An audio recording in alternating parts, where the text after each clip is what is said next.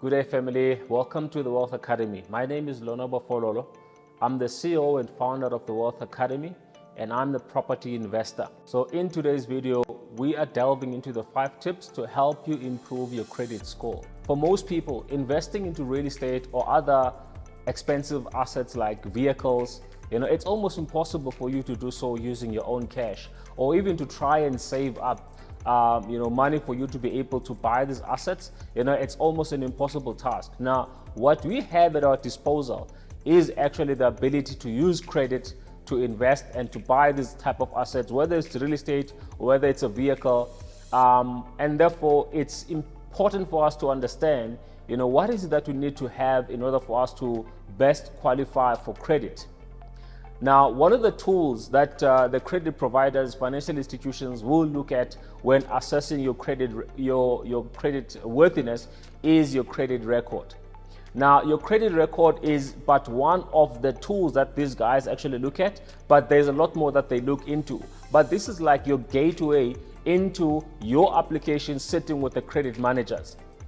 Now, they look at your credit history because your credit history tells them a story about what kind of a client you are and what's the likelihood of you being able to afford your credit that you're actually applying for. So specifically when it comes to real estate, not only is it better for you to buy property in real estate, there's also quite a lot of advantages in you buying real estate through credit. There's obviously tax advantages and leverage that we'll talk about in the next video. But we want to concentrate on the fact that you need to improve your credit record for you to be able to apply for credit. So tip number 1, know your current credit score. Now, how do you know your current credit score? Well, it's quite simple. The National Credit Act actually allows you to have one free credit report every 12 months. Now, this can be found on your credit bureaus like Experian and many others for free. Now, you can go in there, register, download your credit report. Now, why this is important is simply because your financial institutions, when assessing your credit application, this is the first document that they will actually see. Even before looking at your financials, this is the document number 1 that they will actually look at, before going deeper into your credit, into your affordability. Now, what is important is that once you get this credit report, you can then be able to see all the stuff that the financial institution will be able to see. You'll be able to see, all the pending or your current credit that you have, or any other credit that you had in the past. It normally goes back the last 24 months, where you can see your payment history, you can see how much you owe to whom, what are your installment. So these people, based on this document, they can be able to see, your credit exposure. Now, what is important is for you to check for any irregularities on that particular report. Maybe there might be an account that you've paid off, but it's still there, it's still showing that you're either not paying, because these things do happen. So the most important thing is to have a look at this report and look for any irregularities. And if there's something that you see that's not right, you can then be able to, contact the relevant credit providers that you have there, maybe who have listed you as a person who's not paying, whatever the case is, right? Obtain a settlement letter. Once you obtain a settlement letter, you are able to then contact the relevant credit bureaus and actually give them the settlement letter, so that they can update their records on their side. Now, if you happen to find yourself that you've got a judgment on your name, and let's say you've actually paid off the judgment, or it's something that you haven't paid off, right? It's not the end of the world, right? If you leave it and do nothing, it will actually stay there for the next 5 years. But what you can do is you can actually pay off or settle whatever the outstanding debt is, or make an arrangement. But once you actually finish paying it off, you can then get a paid up letter, get an attorney. It's not even an expensive exercise. Get them to help you rescind the judgment against your name, and this will then update, in the next coming months, which will then allow you to be able to apply for credit again in the near future. Point number 2, you want to make sure that you are paying off any and all current debt exposure, right? The reason why this is important, this is simply because any lender doesn't want to lend to someone. In fact, the National Credit Act actually makes it their responsibility to make sure that the person applying for credit, they don't make you over indebted, right? So if you've got any credit that you actually don't need, or you can pay off, maybe like clothing accounts or stuff like that, you want to pay off that as quick as possible. So point number 3, you want to make sure that you are reducing your debt ratio. So meaning if you are earning, let's say 50,000 Rand a month, 20,000 Rand a month, you want to make sure that there is a little amount of money from your income that basically goes and service debts, right? So whatever debt you have, you want to make sure that you slowly but surely kill off all the debts so that your debt to income ratio is actually minimized, because your financial institutions have to look at this by law before granting you the credit that you're actually going to be applying for. So you want to make sure that any debt that you actually don't need, you pay it off, unless you are in a process where you can actually keep maybe one so that you can improve your credit rating. So point number 4, avoid shopping around for credit.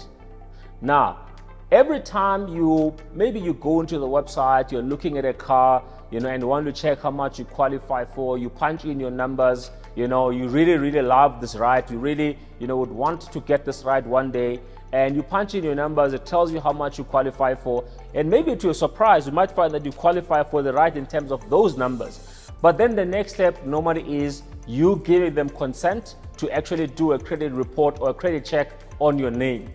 Now, the minute you give them consent, they will then go onto the credit bureau and basically pull up your report. Now, every time a credit lender actually pulls up your report, this basically affects your credit score, right? If in one calendar month you have 4 or 5 companies basically pulling your credit report, now this will drastically drop your credit score, because it means it shows the credit bureaus that you are actually shopping around for credit, even though maybe you're not seriously looking for credit, right?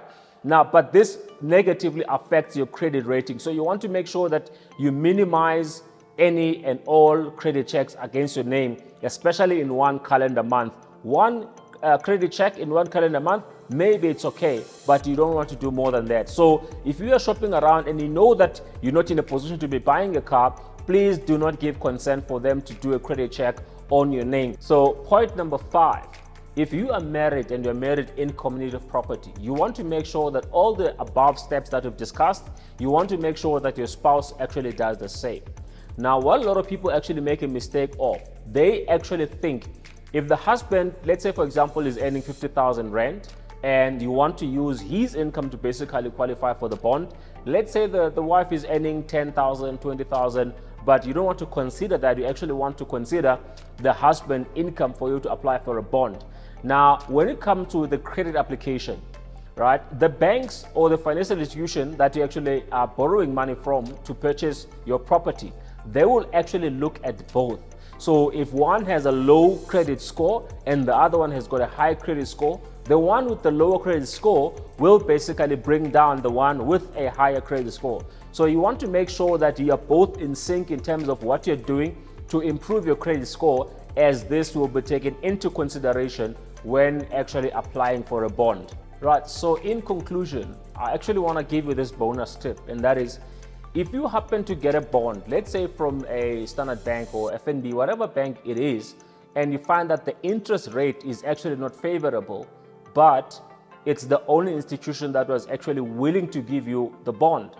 My advice is, if you know that you've got some latitude in terms of how much money you qualify for and the bond that you actually got. Let's say, for example, you qualify for a bond of 2 million Rand, but the house you actually are purchasing, let's say, is only 1 million Rand, right? So you've got some latitude there in terms of the interest rate that the bank will actually give you. And of course, that will affect your monthly installment. Now, what you can do, you can actually go ahead and accept the interest rate, even though it's not favorable. And what you will do, you'll make sure that in the next 6 months after the bond registers, you pay your bond on time. And if you can, maybe put a little bit extra every single month. But over and above that, after a period of 6 months or a year, you can basically take the same bond and go to a different bank and say, you know, Bank X was actually giving me this interest rate. I'm not happy with this interest. Can you beat this interest rate? And this is my payment record. And of course, you know, the second bank might look at that application and say, certainly, we'll actually give you a lower interest rate and take over the bond. And you'll find that you're basically switching your bond from Bank X into the new bank, allowing you to even look at getting a second property, a rental property, as that's what we actually advise you here at Wealth Academy. Make sure that you don't finish all the amount that you qualify for in your primary residence. You want to make sure that you're actually building a rental portfolio that someone else will basically service the bond and thereby helping you to create wealth. Now, let's run through the 5 steps that we actually spoke about. Step number 1, you want to make sure that you make an inquiry. Know what is your credit status. Know what is your credit score as it stands right now. And tip number 2, you want to make sure that you pay off any and all existing debt to make sure that you free up your disposable income. Tip number 3, you want to make sure that you reduce your debt ratio. You want to make sure that you don't have too much debt, as that will affect how much you actually get to qualify for. Tip number 4, settle any and all accounts, especially your credit, your clothing accounts, you know, your personal loans. In fact, you want to avoid completely your personal loans if you can. So tip number 5, you want to make sure that you avoid shopping around for credit, as this reduces your credit score drastically, especially in one calendar month. So last but not least, tip number 6, you want to make sure, if you are married and you're married in community of property, you want to make sure that your spouse actually takes all the measures we've just discussed above as well, because whatever their credit score is, that will have an effect on you as well. So guys, if you found value in today's video, we want to thank you so much. Please make sure that you click subscribe. Make sure that you click on the notification bell so that you don't miss any of our upcoming videos. Please also follow us on our social media handles. The links will be on the description below. Make sure that you follow us, as we'll bring you more and more tips on helping you how to build your real estate portfolio, making sure that you create wealth for you and your family. Take care.